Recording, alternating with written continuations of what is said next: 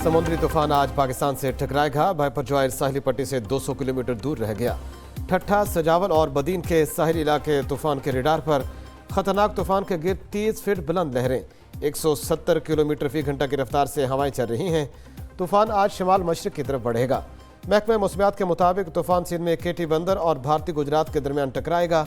सिंध के साहिली इलाकों में तूफानी हवाओं के साथ बारिशें।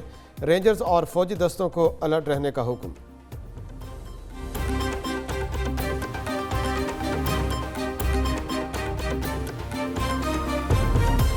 कराची में समुद्री तूफान की हॉक्स बे पर पहली टक्कर। समंदर के तेवर खतरनाक हो गए। हॉक्स बे पर तेज हवाओं और बिफरी लहरों का राज। 12 से 14 फीट ऊंची लहरें। पानी आबादी में दाखिल। साहिल इलाकों से लोगों का इनखला। समुद्र का पानी रुकावटों को रोकता हुआ सड़क की तरफ बढ़ने लगा। हॉक्स बे रोड से चंद कदम के फासले पर आबादी मौजूद। साहिली समुद्र के अतराफ दुकानें, होटल, रेस्टोरेंट और शॉपिंग मॉल्स बंद कर दिए गए। समुद्री तूफान की वजह से आंधी और बारिश का इम्कान।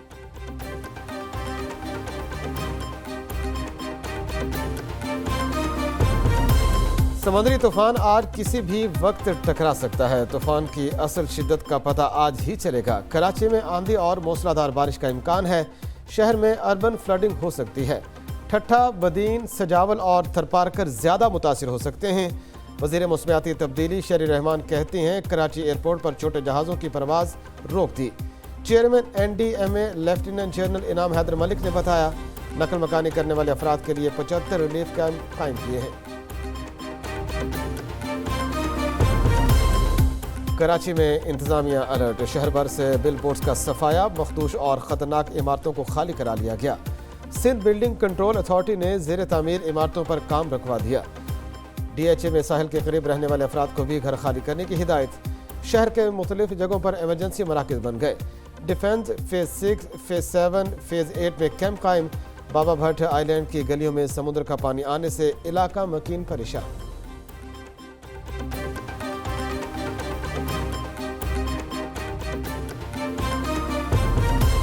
केटी बंदर में समंदर की सतह मुसलसल बुलंद। साहिली इलाके को खाली करा लिया गया। ठट्ठा में वक्फे से बारिश का सिलसिला जारी। खारोशान, घोड़ाबारी, भगान में बारिश। मकली, गलामुल्ला और गजोगा और समेत कई इलाकों में बादल बरस पड़े। कई एकड़ अराजी ज़ेरे आब। 13,000 अफराद को महफूज मकामात पर मुंतकिल कर दिया गया। इलाके में सन्नाटा छा गया। साहिली इलाकों में 100 किलोमीटर फी घंटा की रफ्तार से हवाएं चलने का इम्कान। केटी बंदर, इब्राहिम हैदरी और कराची फिशरी की जेटों पर लांचे नजरअंदाज।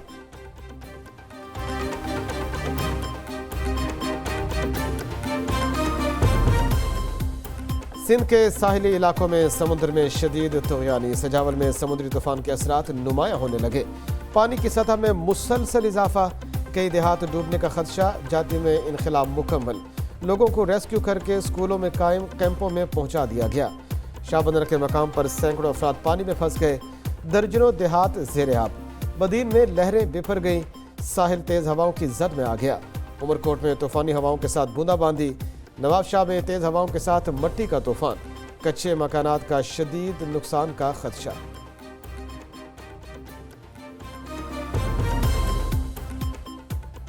PNA की साइक्लोन भाईपर पर तूफानी कवरेज। कराची के साहिलों से लेकर केटी बंदर तक लम्हा बलहमा रिपोर्टिंग। PNN के रिपोर्टर्स खबरों के समुद्र से मोती चुन चुन कर लाते रहे। बिफरी मौजों में उतर कर समंदर का हाल बताया। PNN ठट्ठा, बदीन, सजावल और दूर दराज इलाकों के लोगों की आवाज़ बना, क्योंकि PNN है सबकी आवाज़। सिंध के साहिलों पर फंसे दर्जनों अफराद को बचा लिया गया। फौजी जवानों ने गांव मूसा तहसील खारोचंद में फंसे अफराद को रेस्क्यू कर लिया। पाक बहरिया का भी मुतासर इलाकों में सर्च एंड रेस्क्यू ऑपरेशन। गोताखोरों ने समुद्र में फंसे दर्जनों माहीगीरों को महफूज मकाम पर मुंतकिल कर दिया। रेंजर ने शाह बंदर, सजावल, ठट्ठा, घारो और बदीन में राशन पहुंचाया। मुतासर इलाकों में तिब्बी इमदाद के लिए मोबाइल मेडिकल और रिलीफ कैंप कायम। रेंजर्स का रेस्क्यू ऑपरेशन के लिए मजीद दस्ते भेजने का फैसला।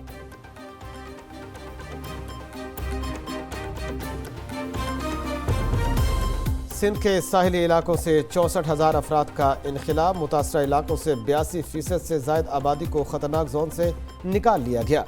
ठट्ठा में 9, सजावल और बदीन में 14 रिलीफ कैंप कायम।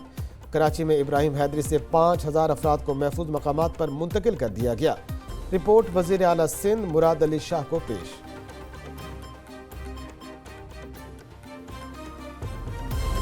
بلوچستان کے ساحلوں پر سمندر بفر گیا۔ ہب گڈانی بریکنگ شپ یارڈ کی سڑکوں لہروں کی نظریں ہو گئی اور قریبی گھوٹوں کا گڈانی شہر سے زمینی رابطہ منقطع۔ اور واڑہ میں سمندری پانی آبادی میں داخل ہو گیا، لوگ اپنے گھروں میں محصور۔ گوادر، ہب، کنڈ ملیر، سون منیانی اور لسبیلا میں گرج چمک کے ساتھ بارش کا امکان۔ انتظامیہ کی ماہی گیروں کو 17 جون تک کھلے سمندر میں نہ جانے کی ہدایت۔ طوفان کی صورتحال پر نظر رکھنے کے لیے وفاقی وزراء کی کمیٹی قائم۔ کراچی میں ہنگامی صورتحال سے نمٹنے کے لیے تیاری مکمل کر لی۔ وزیر اعظم شہباز شریف کا ٹویٹ، کہتے ہیں سمندر سے ماہی گیروں اور ساحلی علاقوں سے آبادی کا انخلاء تیزی سے جاری ہے۔ اللہ نے چاہا تو شہریوں کو طوفان کے مضر اثرات سے محفوظ رکھنے میں کامیابی ہوگی۔ طوفان ٹلنے تک متاثرین کو خوراک، صاف پانی، طبی سہولیات دینے کی ہدایت بھی کر دی۔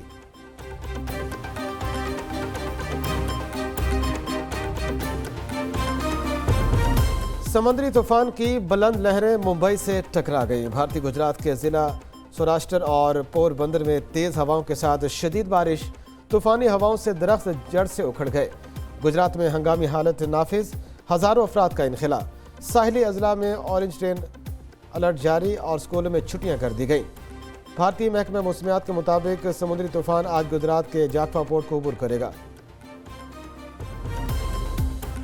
کراچی میں شہریوں کی غیر ذمہ داری، طوفانی لہریں دیکھنے بچوں کو لے کر ساحل پر پہنچ گئے۔ سی پی پر دفعہ 144 کے نفاذ کو ہوا میں اڑا دیا گیا۔ لوگوں کے ساحل پر آمد روکنے کے دعوے صرف دعوے ہی ثابت ہوئے۔ پولیس نے بھی ہاتھ کھڑے کر دیے۔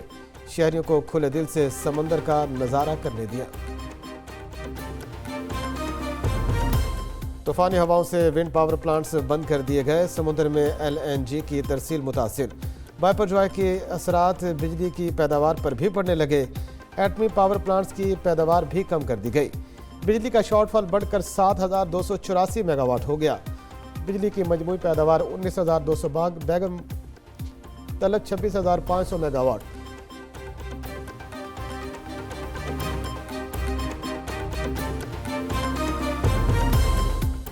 حفاظتی نقطہ نظر سے بجلی بند کرنا پڑ سکتی ہے۔ سمندری طوفان سے بجلی ترسیل میں ابھی تک کوئی خلل نہیں آیا۔ وزیر توانائی خرم دستگیر کی نیوز کانفرنس، کہا 15 سے 18 جون تک ایمرجنسی صورتحال ہو سکتی ہے۔ ہواؤں سے ٹرانسمیشن لائن میں خلل آئے گا۔ سمندر کے سندھ کے ساحلی علاقوں میں 2000 اہلکار بھیج دیے۔ وزیر توانائی نے مزید کہا موسم گرما میں 4 گھنٹے سے زیادہ لوڈ شیڈنگ نہیں ہوگی۔ موسلادھار بارشوں سے سوات میں سیلابی صورتحال۔ دریائے سوات میں پانی کی سطح بلند، پانی کے بہاؤ میں مسلسل تیزی۔ دریا کا پانی کناروں سے باہر نکل آیا۔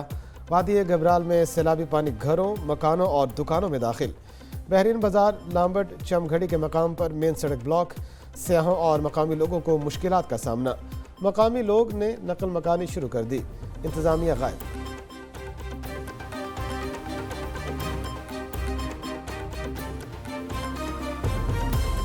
حیدرآباد کی چابی پیپلز پارٹی کے میئر کاشف شورو کے حوالے، بلا مقابلہ میئر حیدرآباد منتخب۔ صغیر قریشی ڈپٹی میئر بن گئے، نوٹیفیکیشن جاری۔ میئر کراچی اور ڈپٹی میئر کا انتخاب آج ہوگا۔ انتخابی عمل کے لیے پولنگ اسٹیشن تبدیل۔ الیکشن کمیشن نے آرٹس کونسل کے آڈیٹوریم کو پولنگ اسٹیشن قرار دے دیا۔ وزیر بلدیات سندھ ناصر حسین شاہ کہتے ہیں اگر حافظ نعیم الرحمان میئر بنے تو ان سے مکمل تعاون کریں گے۔ ادھر حافظ نعیم الرحمان نے پیپلز پارٹی سے پھر مینڈیٹ تسلیم کرنے کا مطالبہ کر دیا۔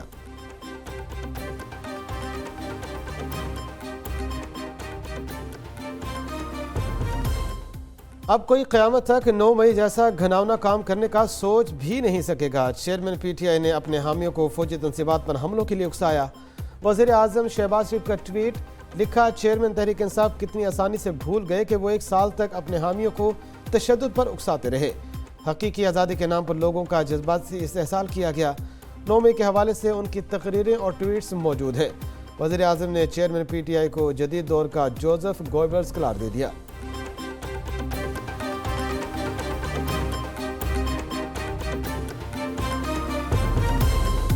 نو مئی کو ملک کے خلاف بغاوت کی گئی۔ لوگوں کے بچوں کو پیچھے لگایا ہوا ہے۔ اپنے بچے لندن میں بیٹھے ہیں۔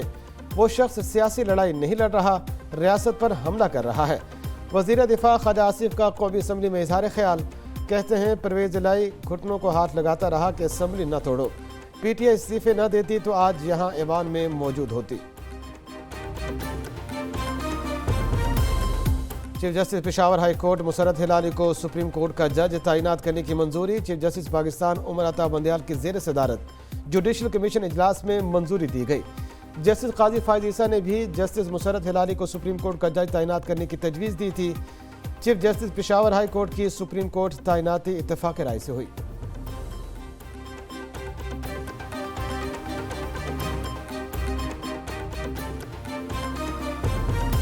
آئی ایم ایف نے بجٹ میں بعض چیزوں پر وضاحت مانگی۔ عالمی مالیاتی ادارے کو اخراجات اور ٹیکسوں پر تشویش ہے۔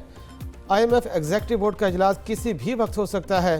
وزیر مملکت خزانہ عائشہ غوث پاشا کی میڈیا سے گفتگو، کہتی ہیں بجٹ کی حکمت عملی سے آئی ایم ایف کو آگاہ کیا، اسٹریٹجک لیول پر بات چیت ہو رہی ہے۔ I M F exchange rate اور پالیسی ریٹ پر اسٹیٹ بینک سے بات کرے گا۔ پیٹرولیم ڈی بی بڑھانے کا فیصلہ نہیں کیا، صرف قانون میں گنجائش رکھی۔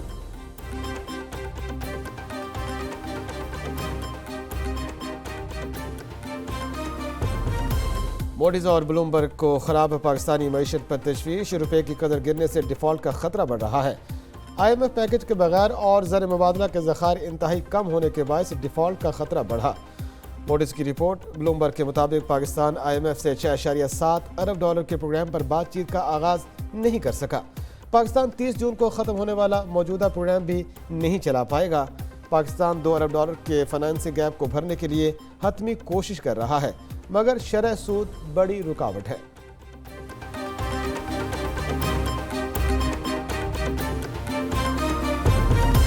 اور بھارت ٹیسٹ کرکٹ میں پاکستان کا سامنا کرنے سے ڈرنے لگا۔ اگلے 3 سال دونوں حریف ٹیموں میں کوئی ٹیسٹ میچ نہیں کھیلا جائے گا۔ ورلڈ ٹیسٹ چیمپئن شپ 2023-25 کے شیڈول کا اعلان۔ چیمپئن شپ کا آغاز انگلینڈ اور آسٹریلیا کے درمیان سیریز سے ہوگا۔ Pakistan cricket team world test championship میں موجود 14 میچ کھیلے گی۔